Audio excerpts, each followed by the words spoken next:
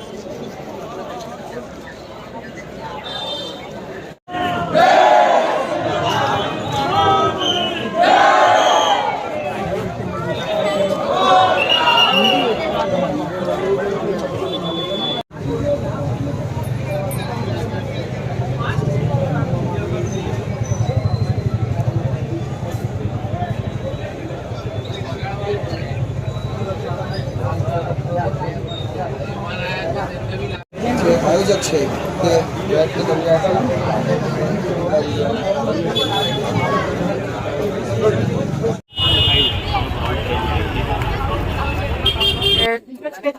ખર્ચીકર ખાંચા રાવપુરા યુવક મંડળની આગમન યાત્રા 6 તારીખે પરમિશન લેટર મૂક્યા. 6 તારીખથી આજે 10મી તારીખ છે. કલાક 2 કલાકમાં પરમિશનો મળતી હોય છે, કલાક 2 કલાકમાં પરમિશનો મળતી હોય છે. આજે આપણા દેવની યાત્રા અમે એમને કીધું કે ડીજે નહીં, તો અમે એ બી તૈયાર થયા ડીજે નહીં.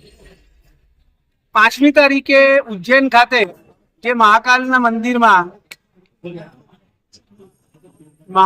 મંદિરમાં જે વર્લ્ડ રેકોર્ડ ગિનીસ બુકમાં થયો, એ લોકો આપણા ત્યાં આપણી સંસ્કારી નગરીમાં ડમરૂ વગાડવા પધાર્યા.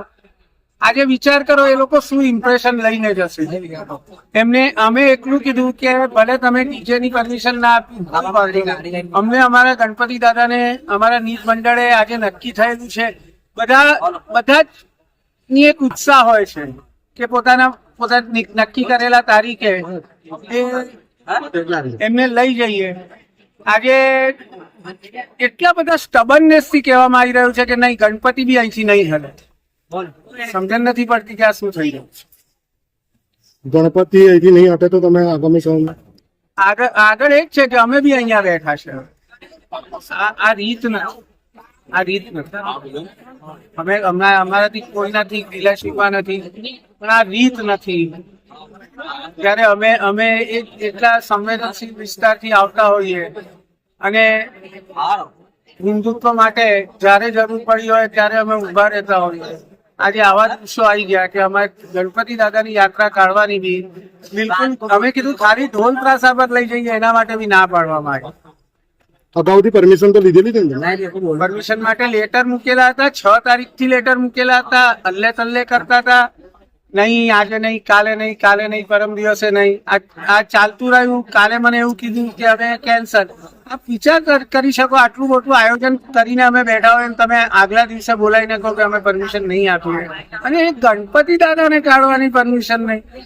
બધા કરતા તો એ શ્રેષ્ઠ છે ને. બીજા બધા પરમિશનો તમે જે કોઈ બી XYZ માટે રાખતા હો, પણ દાદાના માટે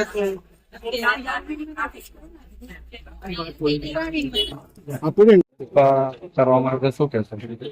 આજરોજ રાવપુરા યુવક મંડળ ખર્ચીકરનો ખાંચો વિરુભાઈ શર્માના ગણેશજીની આગમન યાત્રા જે સ્થગિત કરવાની અંદર આવી છે. પોલીસ પરમિશન ન મળવાને કારણે 6 તારીખથી આ પોલીસ પરમિશન એપ્લાય કરેલી હતી, પણ આ પરવાનગી મળેલ નથી. ગતરોજ પણ એક માંજલપુરના મંડળની અંદર આવી રીતે સમસ્યા થઈ હતી અને બંધ કરવાની ફરજ પડી પોલીસ દ્વારા.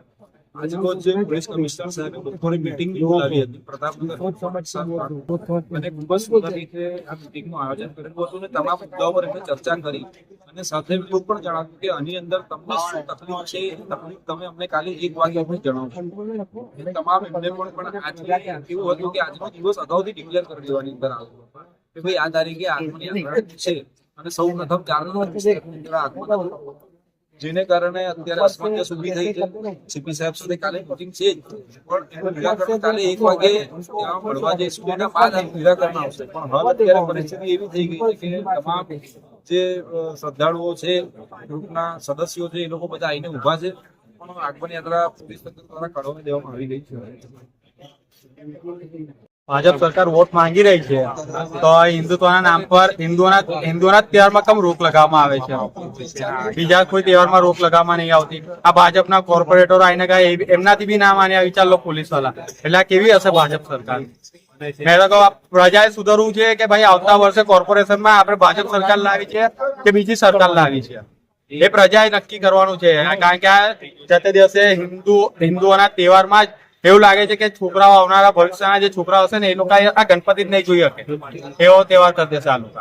કારણ કે ડીજે સાથે તમે આગમન યાત્રા ના પાડો છો તો અત્યારે આટલી પોલીસની વચ્ચે આટલી પોલીસ બંદોબસ્ત હતો, એની વચ્ચે મૂર્તિ ખેંચીને મંડપમાં લઈ જાય એના માટે ના પાડી દીધી, તેનાથી વિશેષ શું છે? પછી આગળ કોર્પોરેશન ઇલેક્શન આવશે. આગળ જેમ કે હવે અયોધ્યા વાલી થઈ કે જે હિન્દુત્વના નામ પર વોટ માંગીને અયોધ્યામાં રામ મંદિરનું નિર્માણ કર્યું, એ ત્યાં ગાડી વિચારો ભાજપ સરકાર નહીં આવી તો અત્યારે જે આ રીતે ગણપતિનું ચાલી રહ્યું છે એમાં મંડળો વાળા એવું વિચારે છે કે આવતા વર્ષે પછી ભાજપ અયોધ્યા વાલી થઈ ગયા વડોદરા, તેની કોઈ નવાઈ નહીં.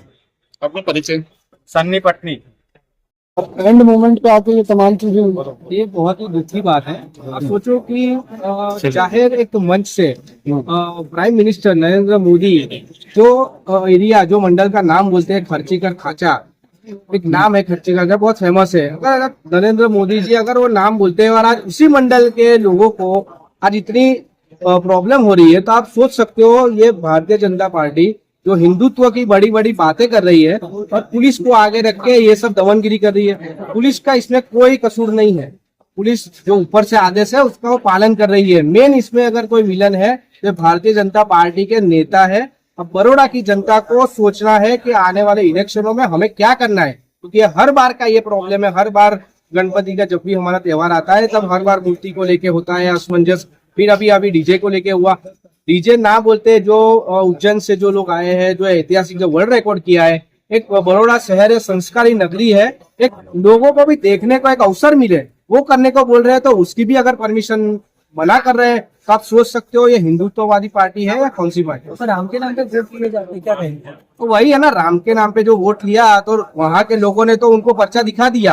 अब गुजरात की बारी है, बड़ौदा की बारी है कि अभी ये अगर आपकी ये जो तानाशाही जो ऐसी चलती रही तो अभी आने वाले इलेक्शनों में जो अयोध्या में हुआ वही हालत आपकी इधर होने वाली है और दिख भी रही है. आज हेरिटेज पार्टी समर्थन देगी किसको? आपकी पार्टी हाँ,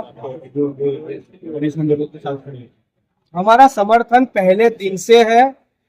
बड़ौदा शिवसेना का समर्थन पहले दिन से है.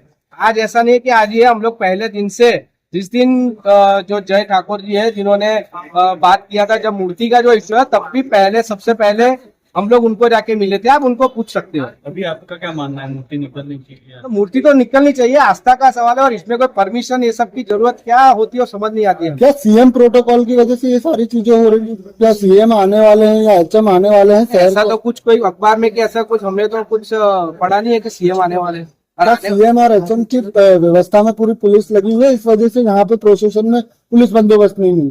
तो ये तो उनको पहले सोचना चाहिए ना. अगर हमें तो कहीं पे कोई दिखाई नहीं दिया, जैसे सीएम और कुछ आने वाले होते हैं तो आप मीडिया पर्सन हो, आपको ही पहले से पता होता है कि सीएम का कार्यक्रम क्या है. पहले दिन एक दिन पहले आपके पास लेआउट प्लान आ जाता है. तो ये सब बोलने की बात है. मुझे नहीं लगता अगर आने वाले भी हो तो यहाँ पे कौन इतने कोई करके जा रहे हैं. भगवान की तो यात्रा निकल रहे हैं तो उसमें क्या प्रॉब्लम हो सकती है? भक्तों के जो भक्त हैं, जो आस्था जुड़ी हुई है जिनकी गणेश भगवान के साथ, उनके साथ अगर इस तरीके से सारी चीजें हो रही है तो कितना दुख होता है. बहुत दुख हो रहा है.